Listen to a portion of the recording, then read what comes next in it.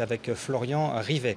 Alors maintenant, un débat après cette journée sanglante, sans précédent. J'ai le plaisir de recevoir Esther Benbassa. Bonsoir, sénatrice écologiste du Val-de-Marne, membre du groupe France-Palestine. Et puis Meyer Habib, bonsoir, député UDI des Français à l'étranger, notamment Israël. Tout d'abord, on va commencer par ce lourd bilan, 100 Palestiniens tués et 13 soldats israéliens. Votre réaction à cette journée extrêmement sanglante, et est-ce que l'aide est possible pour les Palestiniens qui fuient leur maison en ce moment? Écoutez, je n'ai pas d'impression. Je suis totalement traumatisée de voir ce qui se passe en Palestine. Et aussi, je suis bien sûr ce qui se passe en Israël avec des gens qui vivent sous les alertes. Moi, j'ai mis sur mon téléphone pour voir un petit peu combien de minutes on avait une alerte. Vous voyez, bon. Ce n'est pas comparable. On ne va pas comparer. Il y a plus de morts. D'un côté, des souffrances terribles. Je rentre d'une mission parlementaire en Palestine et j'ai vu les souffrances au quotidien de la population palestinienne. Et de l'autre côté, j'entends aussi ce que les Israéliens souffrent au quotidien, moindre, mais ils souffrent quand même. Et alors, je me pose la question, qui est-ce qui veut la paix vraiment? On entend les souffrances des deux côtés, Meyer Habib. Jusqu'à quand cette offensive? On dit que les trois quarts des morts sont des civils, d'après l'ONU. Ghislain Barré, qui est responsable? Le Hamas est un mouvement terroriste, est un mouvement islamiste, qui a la culture de la mort, dont tous les responsables sont en train de se terrer dans des tunnels et qui laissent leur population comme bouclier humain et qui les obligent à rester. Netanyahou a accepté à 2 reprises un cessez-le-feu, proposé par les Égyptiens, par les Arabes. Le Hamas l'a refusé. C'est une tragédie ce qui est en train de se passer. Mais il y a un seul et unique responsable, c'est un mouvement terroriste, islamiste, mais il faut répondre par des bombardements très intensifs en ce moment, avec plus de 100 morts en une seule journée. Comment vous savez combien il y a eu de morts en Syrie en une journée avant-hier? 270. Oui, mais on va pas il y a eu 160 000 morts en 3 ans dans le silence du monde total. Entre parenthèses, on va parler des manifestations en France. Pourquoi les manifestants ne manifestent pas quand on est en train de massacrer les chrétiens d'Orient dans le silence le plus absolu? 160 000 morts ont été massacrés depuis 3 ans par des Arabes entre sunnites et chiites en Syrie. Alors évidemment, il y a des pertes, il y a des images terribles, et c'est une tragédie pour Israël. La grande différence avec le Hamas, c'est que chaque mort pour les Israéliens est une tragédie, alors que chaque mort civile chez le Hamas est une jouissance absolue. C'est leur objectif. Esther Benbassa, pourquoi le Hamas n'accepte pas une trêve ou un cessez-le-feu? Parce que, écoutez, je ne veux pas soutenir le Hamas, qui est un mouvement terroriste. Je ne sais pas ce qui se passe. C'est le numéro 1, il est impliqué dans le conflit. Attendez, c'est aussi l'échec de Mahmoud Abbas, qui n'a pas su imposer son autorité pour faire avancer pour parler de paix. Monsieur Netanyahou, qui, je ne crois pas qu'il veuille la paix. Les deux peuples, israéliens et palestiniens, sont tenus en tenaille par des politiciens qui n'ont que des calculs politiques.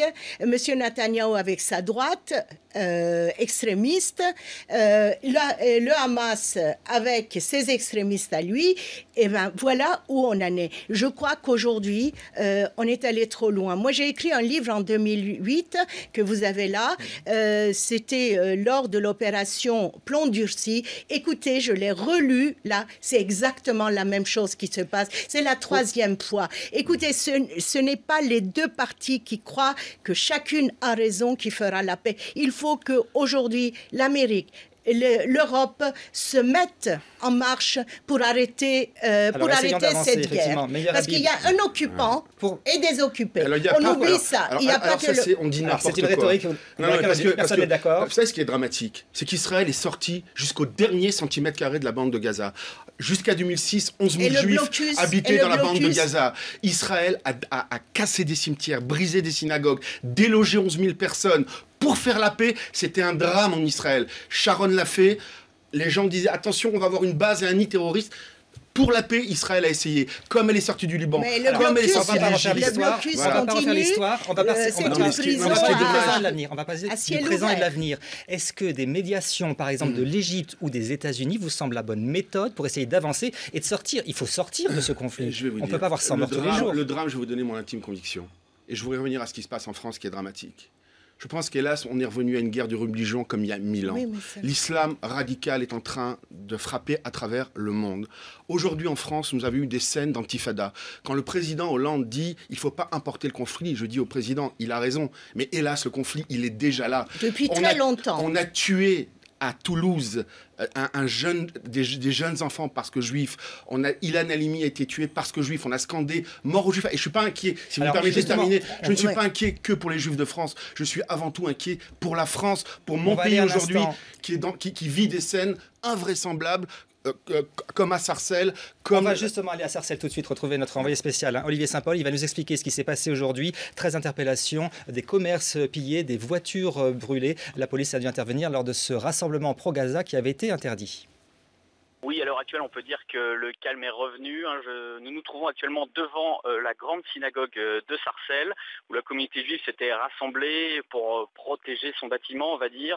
Mais la synagogue n'a pas connu de dégâts, car il y avait quelques dizaines de voitures de CRS qui bloquaient l'avenue avec d'énormes grillages et une forte présence policière. Les dégâts, ils sont un peu plus bas sur l'avenue.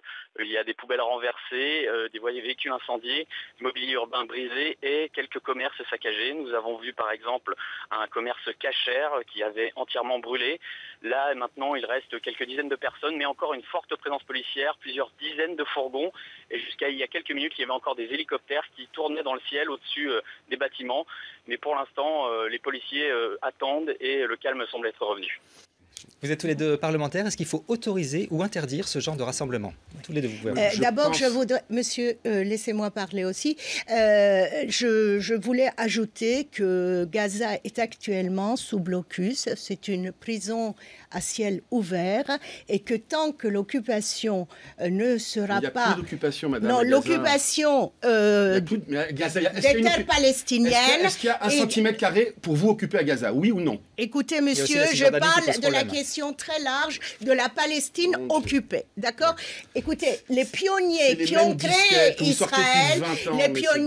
créé Israël, ne rêvaient pas du grand Israël. Ils voulaient vivre en paix. Et je vais dire aussi pour la France. Oui. Il me semble qu'aujourd'hui, interdire une manifestation, c'est aller contre la liberté d'expression. En revanche, il faut encadrer d'une manière très stricte, aussi bien demander cet encadrement de la part des organisateurs que de l'État et des deux côtés aussi, pour qu'il n'y ait pas de provocations. Est-ce qu'on autorise ou est-ce qu'on interdit ces manifestations? Je salue la position du ministre de l'Intérieur et du Premier ministre ce matin, des pouvoirs publics, d'avoir interdit cette manifestation. Moi, je suis pour le droit de manifester. On a le droit d'être pour la Palestine, on a le droit d'être pour Israël. On a le droit simplement de le faire dans le calme, dans le respect des lois républicaines. Ce qu'on n'a pas le droit, c'est de dire mort aux Juifs. Nous sommes tous des Mohamed Merah. Hitler avait raison. C'est ce qui a été scandé une fois, 2 fois. Et à la différence de Yves Gégaud, qui est mon collègue de l'UDI, comme beaucoup de parlementaires UDI, je considère aujourd'hui qu'il faut maintenant agir. Il ne s'agit pas de dire. Il s'agit aujourd'hui, il y a eu des gens qui ont été arrêtés. Il faut qu'ils soient jugés. Il faut qu'ils soient condamnés de la façon la plus ferme. Je crois qu'on doit faire au niveau national aujourd'hui, il doit y avoir une question d'urgence en première d'importance aujourd'hui. C'est fondamental pour l'avenir de la France. Autrement, on va vers une catastrophe. Il y a 1000 djihadistes, on le sait, qui sont en préparation en Syrie. Autant de monde potentiel qui vont arriver. Pas tous les problèmes, mais monsieur. C'est lié, madame. Les djihadistes qui vont en Syrie n'étaient pas dans la rue. Écoutez, arrêtons de faire peur à tout le monde. Essayons d'être raisonnables et de dire comment nous pourrons encadrer, ne pas faire peur aux Juifs de France, ne pas faire peur aux Maghrébins, aux Arabo-musulmans de France. Merci à tous les deux d'être venus sur le plateau de BFM TV. Vous avez pu tous les deux vous exprimer.